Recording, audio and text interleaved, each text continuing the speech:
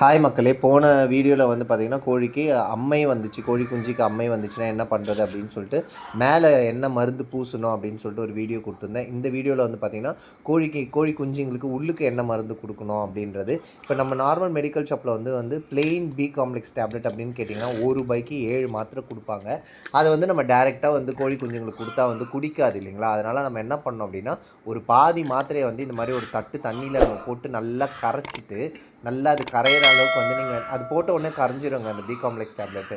அது நல்லா கரைச்சிட்டு அதுக்கு மேலே வந்து அதாவது நீங்கள் இப்படியே வச்சுட்டிங்க அப்படின்னா அது அந்த அளவுக்கு அந்த தண்ணியை வந்து குடிக்காது இல்லையா. அதனால் நம்ம என்ன பண்ணோன்னா கோழி குஞ்சுக்கு அந்த தீவனம் வைக்கிறோம் இல்லைங்களா, அந்த தீவனத்தை வந்து நல்லா இது மேலே வந்து கொட்டிடணும்.